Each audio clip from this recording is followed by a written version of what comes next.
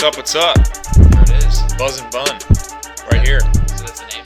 That's the name. We're sticking with it? We're sticking with it. I'm trying to conceal identities here. I mean, that makes sense. Top secret stuff. I don't want affecting our real life. our professional careers. No. I understand. Always that. on the lookout. Keep that clean record. Well, yeah, what's left of it? So, our lead-in song. What'd you think? I mean, you know my feelings on it. I don't, but anybody that would actually listen to this thing doesn't know your feelings on that song. That's true. So you should probably bring them in on what your feelings are. I don't quite know what a six god is. Well, I can bring you into that. That of course is from Canada. Well, Drake being from Canada. I thought it was Six would mean Toronto. I mean, like in the U.S., we take area codes. We use 3 numbers. I guess in Canada you only need 1.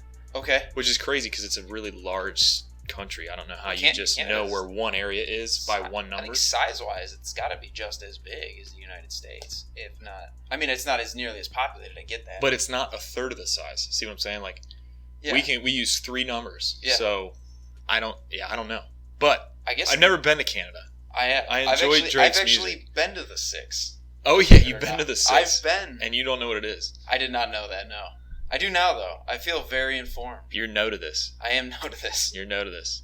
Yeah. So, to bring everybody else in on that, one day, how the two of us know each other at work, I come to my partner over here and I'm like, hey, you got to listen to this song because it is so terrible.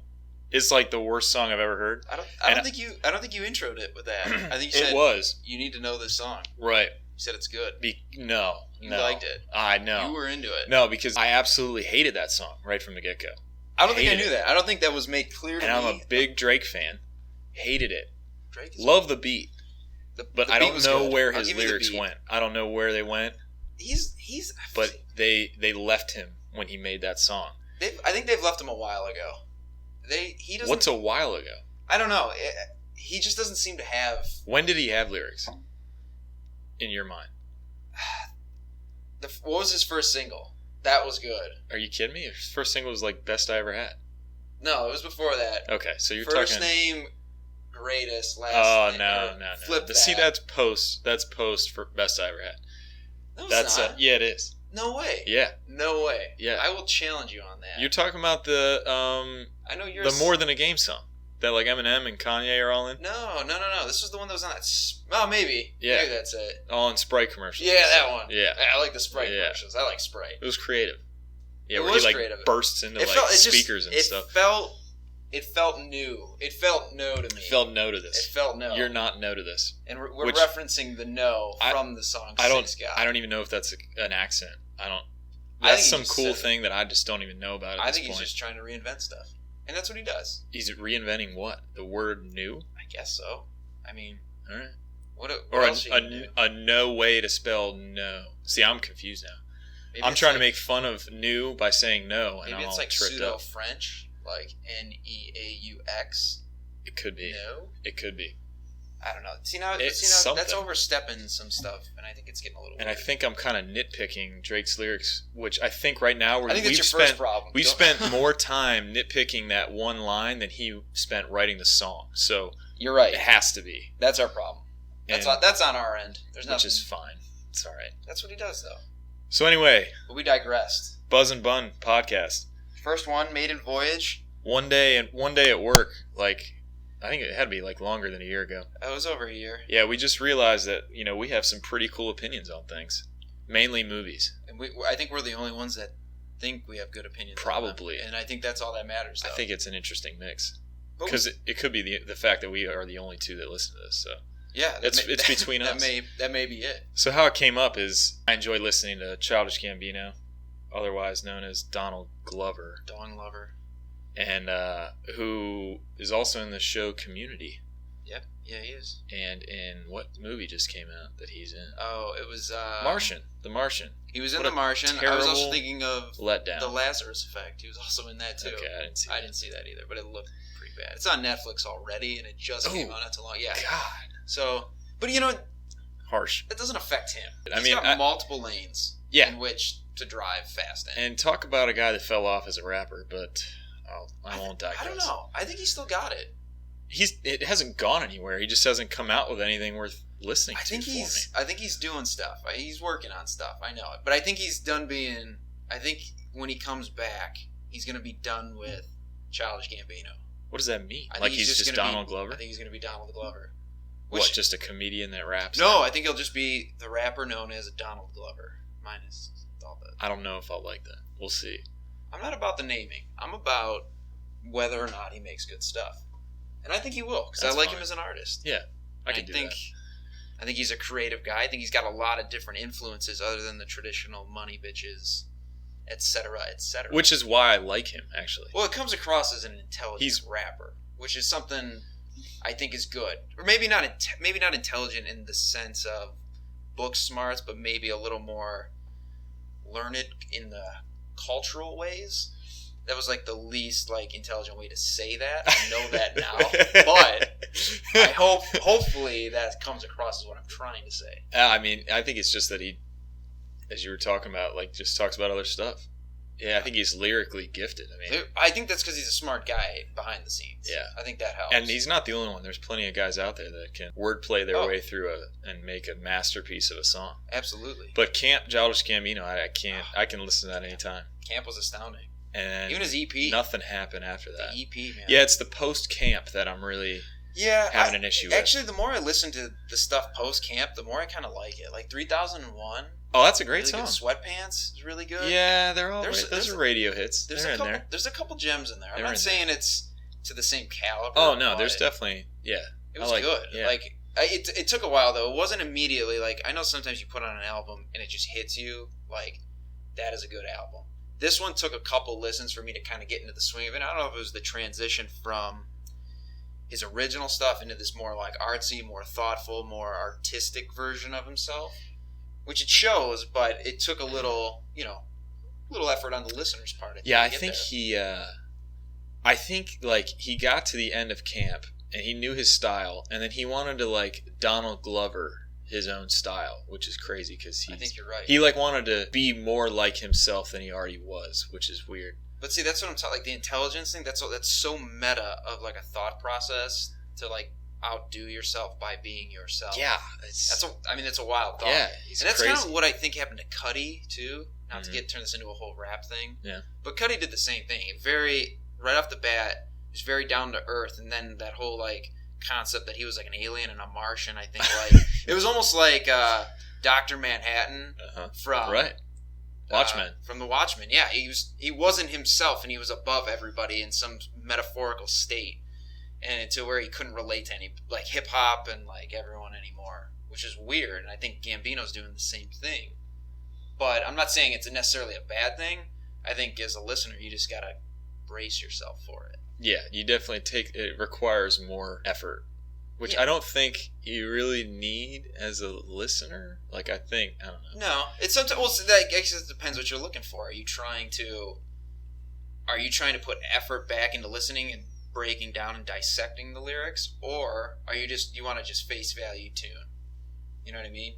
You want to tune on the radio and just top 40, pop 40, some T Swift up in here. Some T Swift. It's very face value. We'll talk about that down the road. That's for another time. Not today. That's for damn. Oh, no. We've got way too much to talk about today, including Spotlight, which we just saw. We did just see that.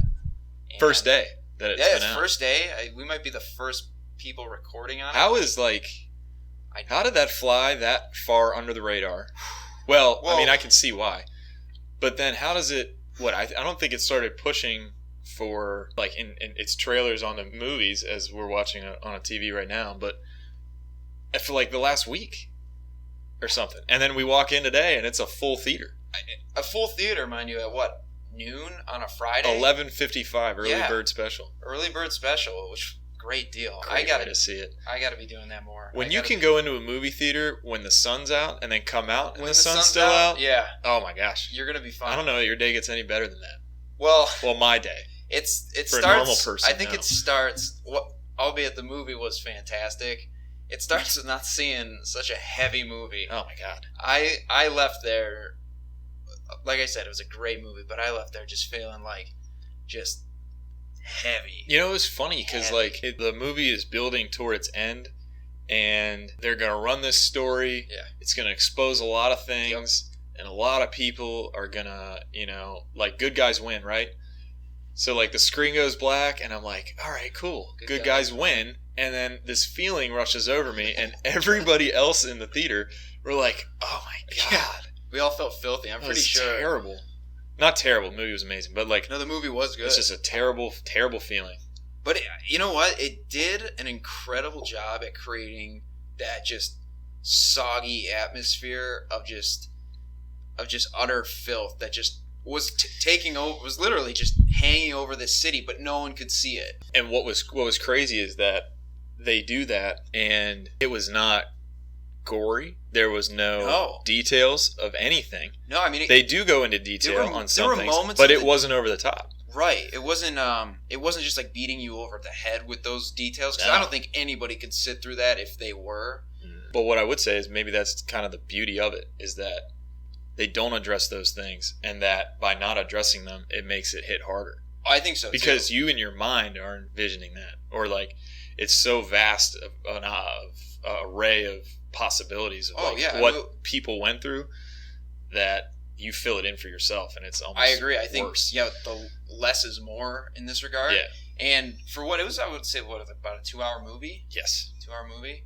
I mean, it was heavy, but like you said, in that 2 hours, for them to develop that whole thing, set up that whole like seedy underbelly of evil priests, just in what was crazy too is all set in one city. Yep. And then, well, I mean, spoiler alert at the end where they lay out all the cities that this case broke open was insane. And that was just even heavier when you see your own city pop up on the map. Yeah, you see multiple cities. Well, then it goes, every major city in the U.S. I was going to say, I was looking up there. Australia, and Africa. Yeah, are any cities not on this list? Who's safe? Yeah. No one is safe. No one.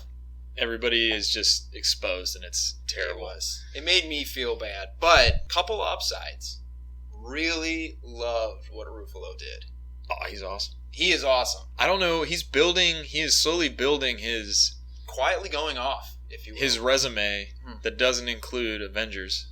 I think it does, though. I think that... You think it does? See, I thought he was going to Hulk out in the middle of the movie there. When he has his like freak out scene. I thought he was going to just rip clothes off. Ruffalo smash. Green.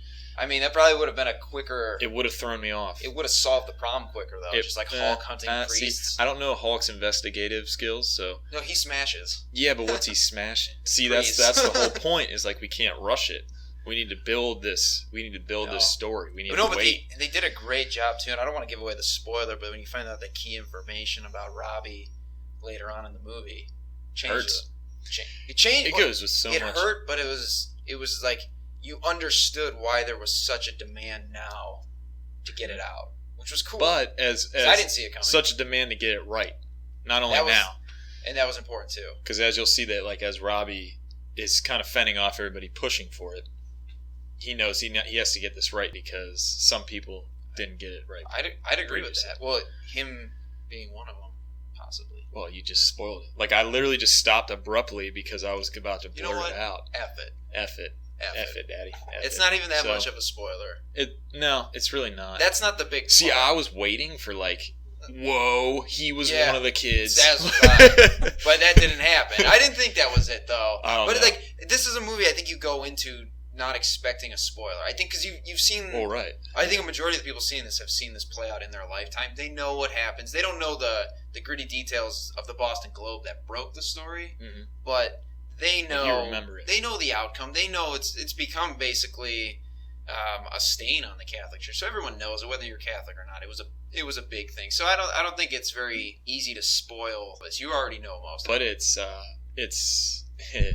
amazing how the movie just tugs on your whatever relation that you have to the church. It tugs on it. Yeah. And it's funny that how this movie can't impact you. I mean, even for a little bit. Oh no! In some way, you know someone who is Catholic. You're Catholic. A friend's Catholic. You live by a Catholic church. Everything just changes. Yeah. And I don't want to start bashing Catholicism or whatever. No. We could right now. After that movie, it's very easy to. And I'm actually thinking in it, because we had it laid out that, we were going to come lay this down after seeing this movie, and I was like, dude, this could just end up in a whole religious rant. Yeah. Because there is some of that in there. I mean, it's. What was cool too is that the new guy they brought in was the editor, correct? Yeah. The new editor, yeah. Who was Liev Schreiber, played by. What? Say that again. Liev Schreiber. Didn't he play Sabretooth in X-Men? He did.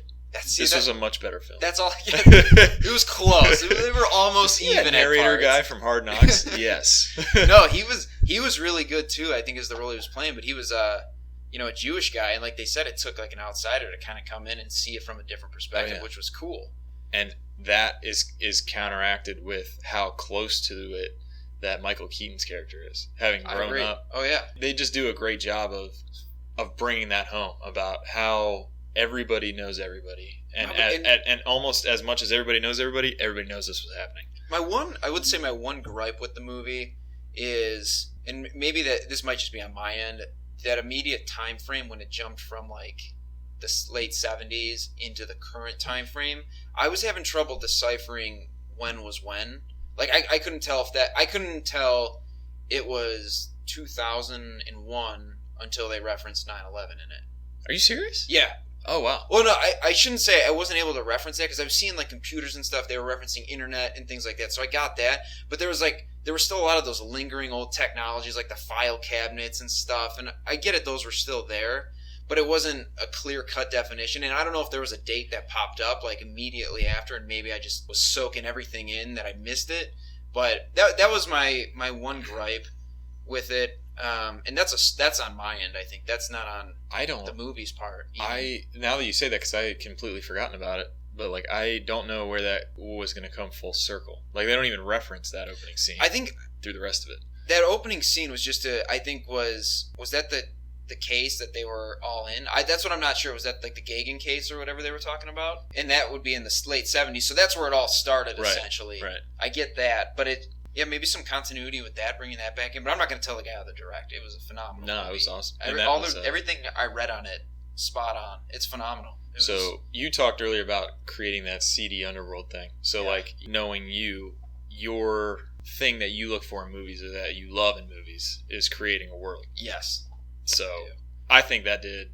I think it did an incredible job job right on the head with that at creating a world. And in all fairness, though, this world was real. So you had there's no reason that it shouldn't have felt the way it felt. And I think, but it's very easy for directors to miss that. Sometimes it's such a lob. It's such a, an easy thing. To just throw up a timestamp there. Yeah, and just here it is. But there were a lot of attention to detail. That AOL billboard, little things. I mean, it was right in your face, but little things like, okay, now you know the time, and then you knew it was Boston. The references to, like we said, the technology, all the cars. I mean, these are all little things, but they add up, and you felt in that era. You felt like you were almost along for the ride with these guys as information was coming in. And you felt attached, which was crazy about it too, because you felt emotionally involved with this case. You wanted to, if there was a way you could get on those phones and start calling people, you almost wanted to. But it was phenomenal. I think, well, for me too, like to say, I mean, it was in this world and all. I get that, but I've never been to Boston. I've never grown up my entire life in a single city. So I mean, that I think was just, they did real well of making you feel. I felt like the whole time I was just in it, involved in this entire thing. Which part of that, I think, on top of not only feeling like you were there and knowing what they were going through, was Schreiber's character, the editor in this case, who was introduced to the ensemble cast as we are. So he kind of has a breakthrough later on in the movie where, to me, I feel like I'm having that just as they would as he's talking to him. It was really well done. Would I see it again? No. I couldn't. I don't think I could put my mind through that kind of heaviness again. Maybe in like 4 or 5 years. And it's on TV. And that's the thing. Like, even then, it's kind of a popular topic of the abuse kind of thing, like the darker movie. But this one did so, like, it went into such little detail with that as one that I've ever seen. So, like, I'm a big True Detective fan. Season 1, That's kind of what they go in. That's subject matter. I'm a big fan of the movie Prisoners with Gyllenhaal. It's the same kind of thing. And that one, those ones are like, it's in your face and so raw, where this one is kind of like, it's like, as you said, in your head. It's in your mind. So it's messing with you that way rather than just with your eyes. So, and you thought, what'd you think of Keaton? Keaton always kills it. I was real happy when we opened the movie with Keaton having a Boston accent. Yeah.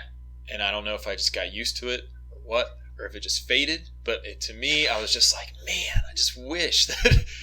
I was actually surprised with like the subtlety of the main cast Boston accent. Yeah, it was I great. think maybe that's another one of those little details. Like maybe the director, and like I said, I've never been to Boston. You've never been to Boston.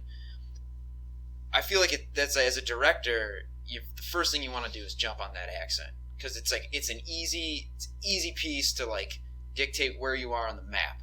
But it was very like, it was subtle. Like characters would have it, but it wasn't over the top. It was never like, Matt Damon, Departed. Departed. Exactly. It wasn't Ben like Affleck, that. I'm not saying that doesn't exist. I'm just saying it was another one of those subtle details that you kind of appreciate throughout. Yeah, I thought it was because, I mean, as it is a real world setting, I mean, not everybody in the city limits of Boston talks like they're from Southie Projects. Well, too, a lot of it, too, they were all, from different places, right. Adam's character was from Ohio, so that explains why hers wasn't, like, super heavy. Mm-hmm. By the way, looking spot on. I think that's the Rachel McAdams I was kind of hoping to see in True Detective Season 2, which didn't happen. See, I gotta get on this season. As I've told you before, and anybody who would actually listen to this, True Detective Season 1, amazing. I think it's up there as one of my favorite shows. Before Season 2 came out, I would tell anyone that True Detective was my favorite show, and it only had one season out. And then I saw Season 2, and I'm like, don't watch it. Season 2. Really? I was like, please, like, do not let that affect, like, go watch McConaughey and Harrelson, because that's amazing. But these guys, it wasn't so much them, because I think they did well. They acted. That's what I heard. I heard it was more of a directorial thing. I think so. I mean, I think you're a victim I haven't seen of... it.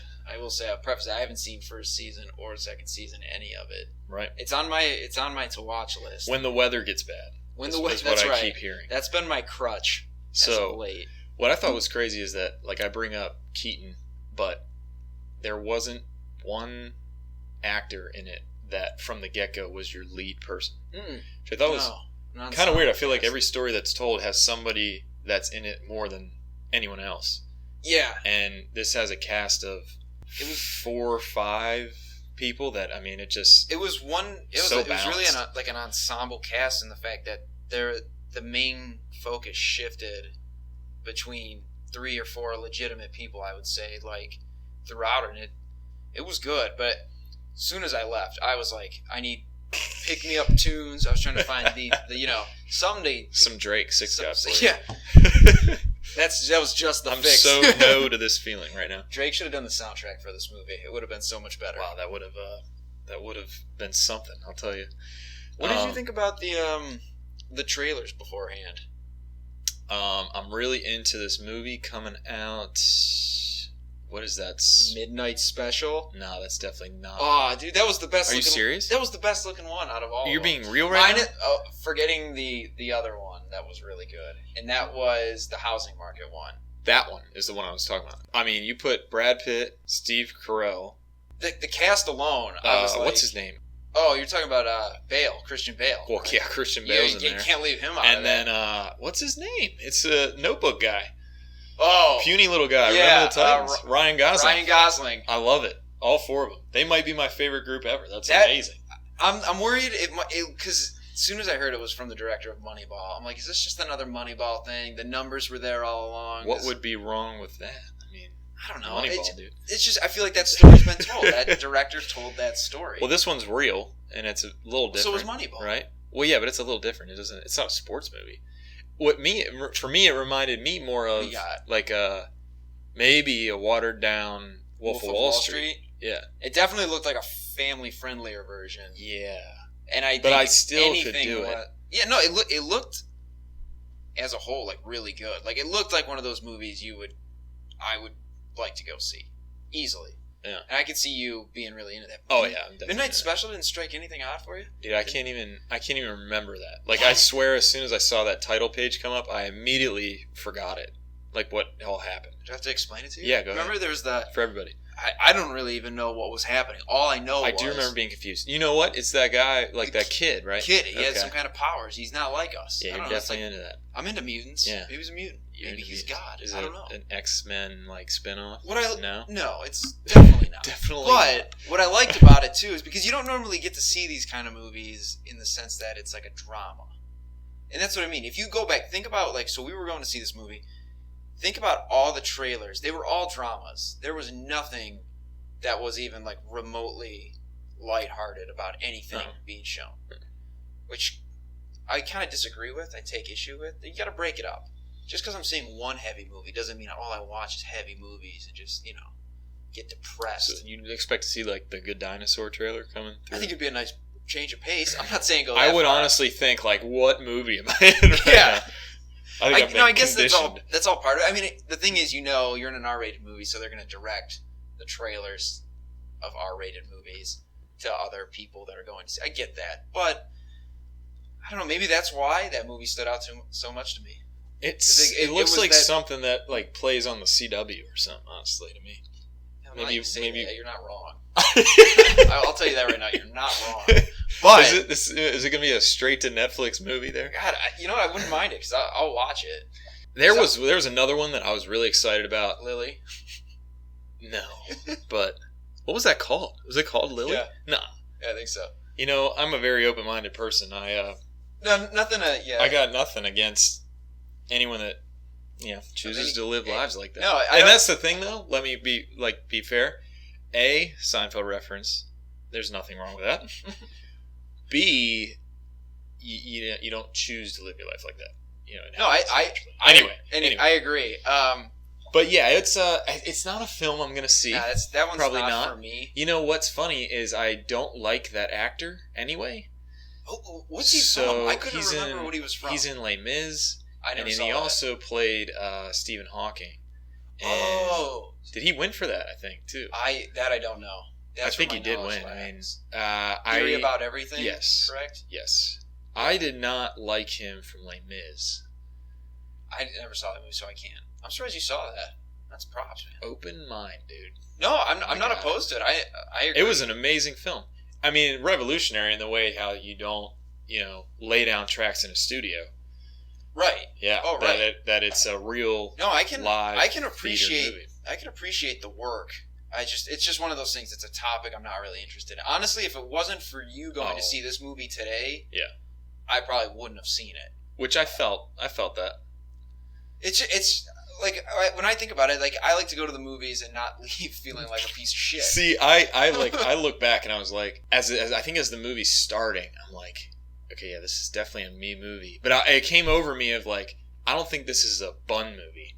I don't think it. No, you know what? Bun likes good movies, and it was a good movie. It's just not a movie I guess I seek out. Like if it was there and available to watch, and I was like stuck there, I would enjoy it. I went to see this willingly. He didn't drag me there, but it was a good movie, and I can say that it's just not a movie I would target. Mm-hmm. And I think that's, like I said, I think that's just taste, but doesn't decrease my appreciation for it. Yeah. Well, I mean, they start coming out with, like, there's trailers for this movie on TV with, this is the best movie of the year, blah, blah, blah. Like, this is. And I was like, what is this? I mean, well, that was the thing, too. I'm like, but then you see, I couldn't believe how much it was not promoted. I mean, with the cast that's in it. I think the thing is, I wonder if is that possibly more foul play about the Catholic Church? I mean, you gotta wonder what's their response to this. Are they? I'm sure it's not good for them. I believe you're familiar with the PR game. Well, that's what I'm saying is like I don't. Maybe it's just because of my age at the time. This takes place in 2002. I remember something coming across. I don't remember anything out of Boston, but like that could be the first memory of these kinds of things happening for me, maybe.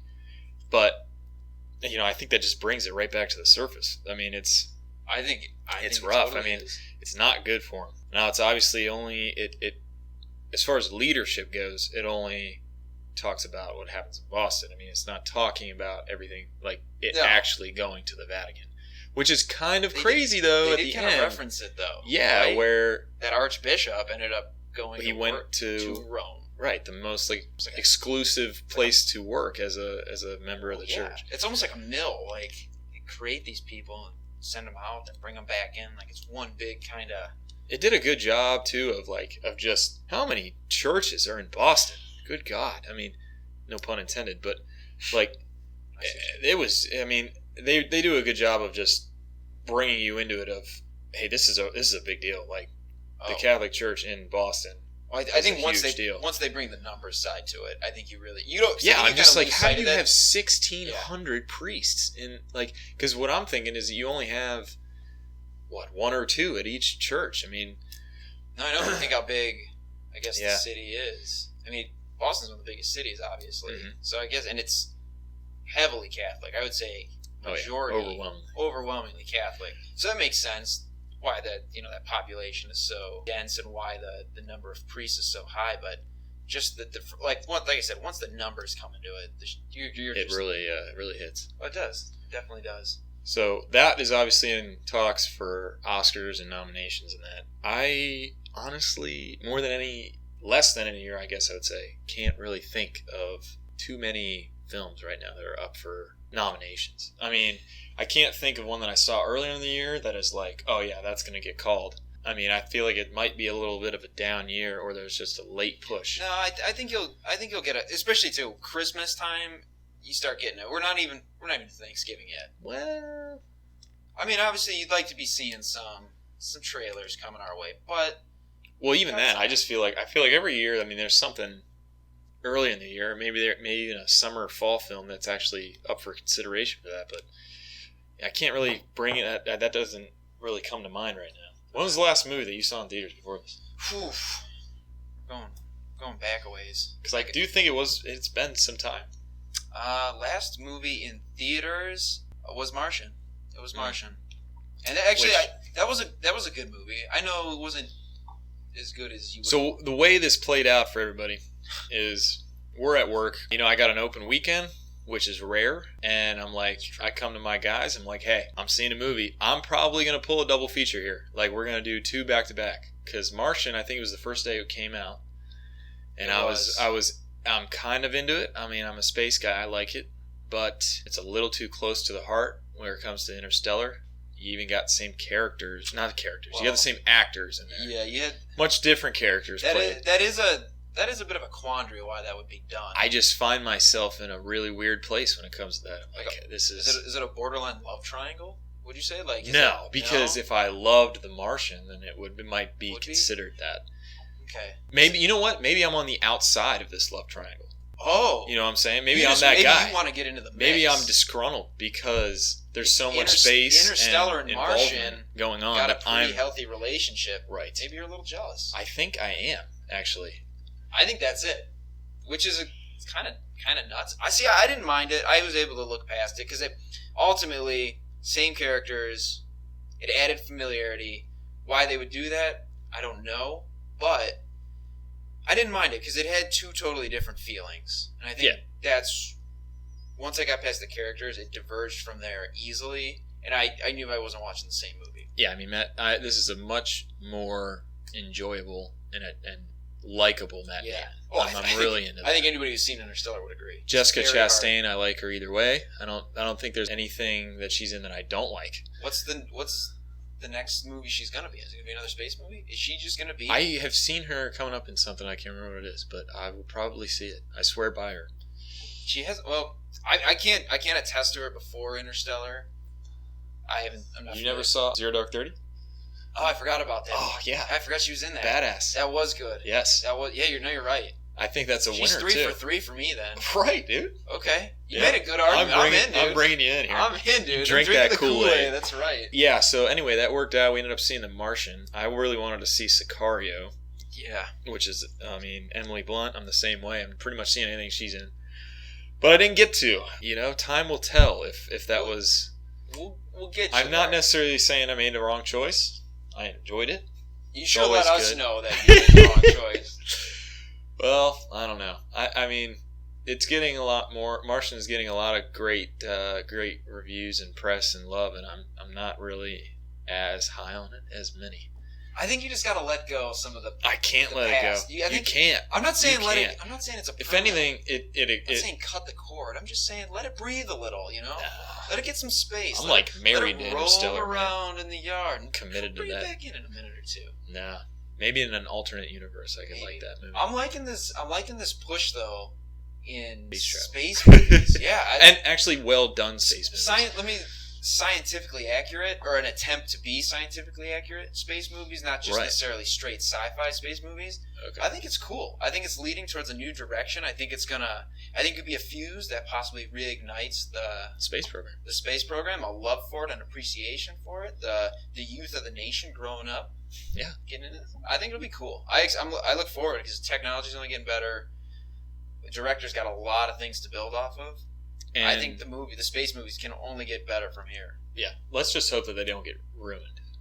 Yeah, you know what I mean, I think inevitably the more that you have, the quality's going to go down. Yeah, it'll get watered down, but I think there's some Apollo 18 action, 19, whatever that was. I don't know.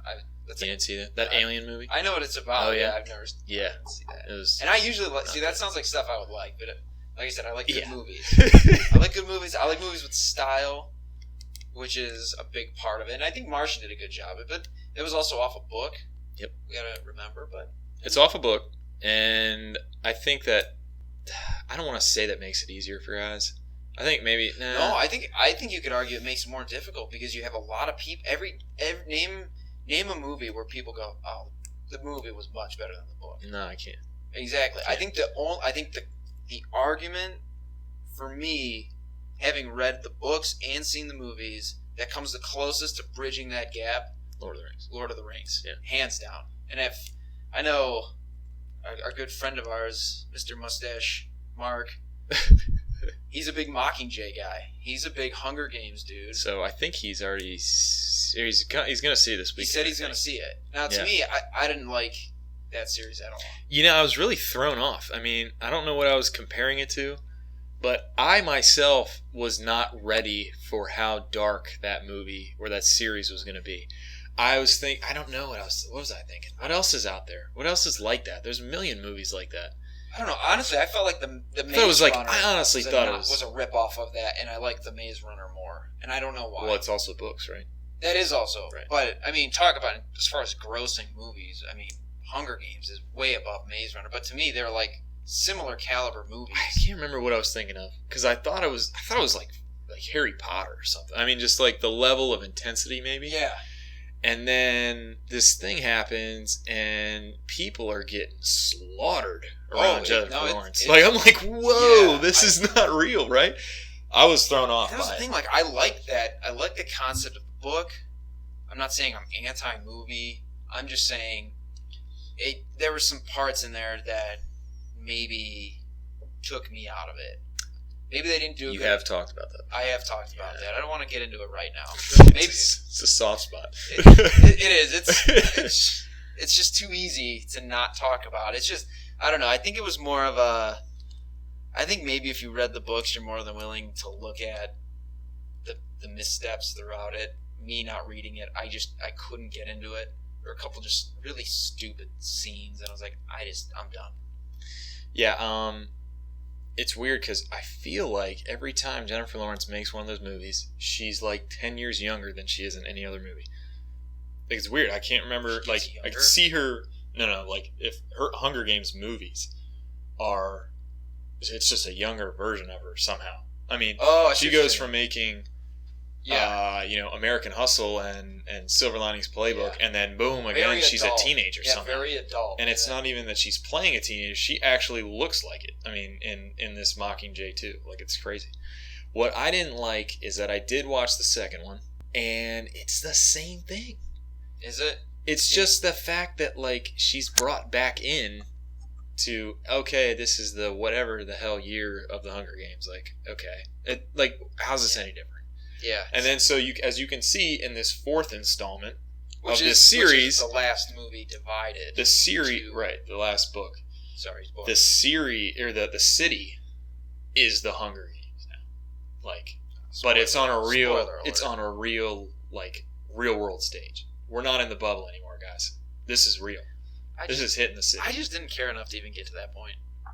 Yeah, I didn't see a third one, but I think that it's just not there for me right now. I think when you go to these kind of, like, I don't know, maybe it's just the bow and arrow, I don't know, but these epic kind of trilogies and series and that kind of stuff, nothing can touch Lord of the Rings. No, and what honestly, I'm almost ashamed that The Hobbit is even attached to. Oh, right. It. I mean, those, and I read an article recently. It was how Peter Jackson actually came out and admitted that he didn't do enough prep, and that these movies were actually rushed out. And, no kidding. Well, I mean, it showed, but I think about it, and I'm like, dude, you had so much time. There was no rush to get these out. These books weren't going anywhere. Granted, the popularity maybe wasn't there, but take the extra 2 years to make that first movie, and then make it something, or hell, not even make it a trilogy, which I'm a big fan of. Yes. And just a two-part thing would have been perfect. It would have been a good balance between everything you need, and instead of rushing it out and just making crap. I watched crap, and I went to all of them too. Crap. That's the worst part. You watched a lot of digitalized crap. It was. I mean, there's no other way to that movie. And as much as I want to love it, the CGI was cool, but it was overdone. At what point was that? At what point was it cool? I mean, well, visually, like I think there was some. Like I thought Smog looked like just from Smog looked good. Smog looked good. I thought there were some cool scenes, but at no point did it look real. No, like it looked so. I don't know if any. Like I would go to say that the Star Wars trilogies, the 4 to 6 and 1 to 3, are closer. They look more alike that they came from the same series than Hobbit and Lord of the Rings would. I would agree with that. And it's the amount of time between is so much longer with Star Wars. Well, I don't know how. Maybe too though that long period from late 70s to early 2000s, like maybe to their benefit, technology hadn't moved so quickly. Whereas from Lord of the Rings until The Hobbit came out, the amount of technology and stuff we were able to do in that short period of time became so readily available, they felt stupid not to use it. Which, to their like the lack of practical effects. There was one character in there that was just, two throughout the series, was just all digital. It's like, what's the point? If you're just they make the whole thing digital. You know what you get when you go that way is Jar Jar Binks. I think you're right. But it's not. Which I think is funny because how do you feel if you're that actor? Like you, that is the biggest downfall. Like anybody that I talk to that's like really a Star Wars person when it comes to this series coming out is like, God, I hope Jar Jar Binks isn't in it. Like he won't be. First off, there's no way he possibly physically could be. No. But like that's the one thing. And like if you're the guy that thought that up, like we really need to bring this character into this series, or we're gonna keep it going after this. How do you feel about yourself, man? It's like it's the worst part of that. I think at 3 movies. I think at the end of the day, you're happy your face isn't on that screen. It's his. I guess. No one knows who. I don't know who he is. I couldn't pick him out of a lineup. I have no idea. But he knows. He knows. He knows. And he'll have to live with that the rest of his life. That is his burden to bear. That is his cross, if you will.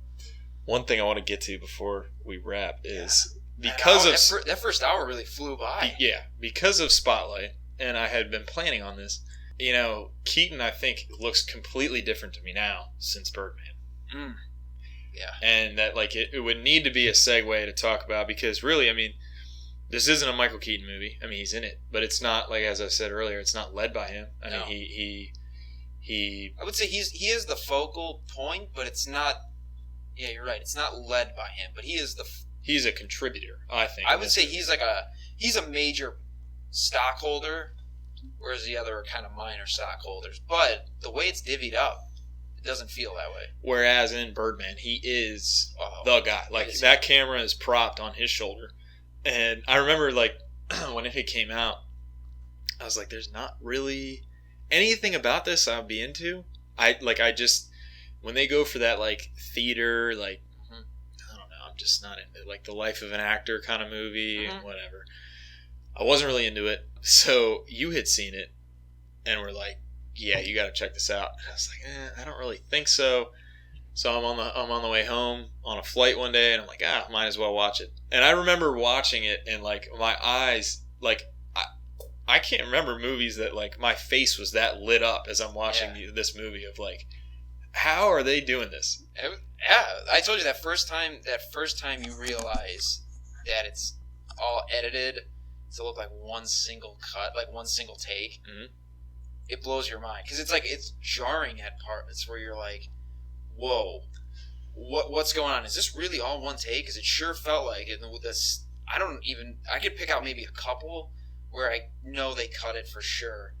It's only I mean when they go dark, it's like some of them are so smooth and seamless though. Yeah, you don't even notice it, and it was good. And Michael Keaton getting into these darker roles, I love it. I mean, it was nuts. Like just and it's all I look for in a movie now. Like and an episode of True Detective does the same thing with a tracking scene, but like I try to follow it. Like I try to see any time and pick out in a movie when there is a tracking scene, and that whole movie's a tracking scene. It's awesome. It's so fluid too. Like, man, I don't know how, I mean, because like I don't know if that takes longer to film or does it take a shorter amount of time. Because I don't know. You mess up a take, and then like what? I mean, you got to start all over again. Or what? The thing. Yeah, where do you draw the line? But then again, that cast, incredible. Ed Norton's phenomenal. Oh, so I think you got the talent's there. So maybe the takes weren't as much, but I that's just me speculating. It's crazy. Don't know. And the other part of it too is how much I think. Most of it takes place in the studio or the theater or whatever. Mm-hmm. But I feel like New York is a character, or Broadway is a character in that part. Oh, I mean, I've spent a lot of time not because of going to shows, but like a lot of the time that I've spent in Manhattan is in that theater district. Mm-hmm. So like when he finally breaks out and he's on the street, walking around. I mean, it's like they had to have shot that live. I mean, I don't see why you wouldn't. You can't bring in extras to flood the streets like maybe you can. New York, but it was cool how real it all felt. It was awesome. It was good. I think I recommend it to a lot of people that I know. You gotta prep it though. You gotta be a guy that's willing, like adventurous movie wise. I think if you're gonna. Yeah. Well, I think we should wrap. I agree. I think we should wrap this up, but I think we should wrap it up on a note. Just get some initial thoughts. I was just gonna scroll through the top box office. What do you think? Ever. No, just or right now. Pull off Rotten Tomatoes. What's in the top box office right now? Quick run through. What's your thoughts on it? If you agree with the rating, if you've seen it, maybe if you haven't seen it, what you could expect. There's a couple duds, couple gems in there though. We'll lead off. We got Spectre, which I know you saw. It's a good movie. It's good. I think what I liked about Spectre, and I think I'll just spend a minute on this because I don't think I've seen many other ones on that list, but Spectre, I was I'm not a Bond guy. I'm a movie guy, so like I've seen the Bonds in the past. But I think where it ran into a problem with Pierce Brosnan was that it was running into just another action movie for everybody. I mean, it's part of a very large series, but it just seemed like another action spy movie that gets overdone and was all thrills and gadgets and that kind of thing, but I was really sold. I mean, I like all of Daniel Craig's work that he's done with Bond. I know you're critical of. I do not like Quantum. That's a terrible movie. But wait, what? Quantum of Solace. Yeah. But I was a big fan of Casino Royale, and I love Skyfall. It's one of my favorite movies. So I think they were getting somewhere with that progression because Skyfall was it. I mean, I go into that movie expecting to see another Bond film, and all I see is something that looks like Christopher Nolan did, and I was huge fan of that. So when I expected to see more of it, partnered with Christoph Waltz, I'm like, this is it. Like this is the peak. Like this is how the crescendo. This is amazing, and not enough Waltz for me. No. I mean, I think he's a guy that you just give him the ball. Like, I think you're right. Feed Christoph. Just get him the ball. He'll score for you. Like he's got that clutch. He's got it. He would be awesome, but I don't think he got enough work in that movie. It's a decent Bond film. Yeah. Doesn't live up to Skyfall. Maybe next episode we'll delve in a little deeper to the Bond themes, the Bond movies over time. Get a little bit of that. You can do all your Sean Connery impressions. I can. Yeah. That's about it. Second, We got the Peanuts movie, which I haven't seen. I know you haven't seen. I have not seen it. I've heard it's forgettable. Really? I can see that being one of those movies that surprisingly it's like just a good all-around film. You know, it's crazy. I didn't know. I would have thought it was getting more traction. Like, there, to my knowledge, isn't a Peanuts movie like ever done before. No, I mean not since like the Halloween ones and the Christmas. But even those are like 22-minute specials, you know, that run on, you know, towards the holidays. Like, not that I know of a 90-minute. I'm surprised it's still relevant enough to get like, maybe this is just Hollywood running out of ideas, but for them to just go, no, let's make a full feature Peanuts film. I think the wait might be too long. I think so too, but maybe they did a better job with it because they waited. I don't know. I haven't seen it. Maybe when it comes out, I'll check it out. But I'm not going to theaters. And third, grossing, we got Love the Coopers. I'm into it. I didn't see it. I don't even know what it is. It is the first Christmas movie of the season, really. I don't know. It's your typical. Is that John Goodman, Diane Keaton? That's not me. You know, I wish there was some way I could see it without going to theaters. That's within the constraints of the law. But yeah, I mean, I could do it. I'm into Christmas movies. I do not hold a high standard for Christmas movies. Yeah, I mean, just because it's about Christmas. I watch so many terrible movies that are Christmas movies, just because of Christmas. And talk about that oversaturation, just like you did with space. Like we were talking about space movies. Oh yeah, this is that market. This is it. There's great movies in there, and there's just awful movies in there. But it's oversaturated. But at the same time, I think you take Christmas movies with a different approach, in the fact that you're kind of getting into the spirit. So I think the spirit of the holidays can help carry you through a movie. It's a total. He's not that into you. Just freaking throw money at it. Exactly. Yeah, it'll make money somehow. Yeah, I know it's terrible. Yeah. All right. Well, those are the top ones. I don't know what we got in store for next week. I think we're just gonna. You know, you got me on a bridge right here, like as a teaser off to. I mean, we could delve into Christmas movies. I could do that. I think we're getting here and now. But I'm going to spare everybody. I think we need to. Maybe. So what do we got? We got Christmas and Bond tentatively planned for next episode. Possibly, we could see. But then we have the possible T. Hanks episode. Oh, the T. Hanksgiving. T-Hanksgiving. Yeah. So that is next week. Where we just kind of go across and go. We'll go. We check out Tom Hanks's movies. I think we'd be silly not to. We're not going to rank, but we're going to talk endlessly and without limit about a lot of them. I think we can do that.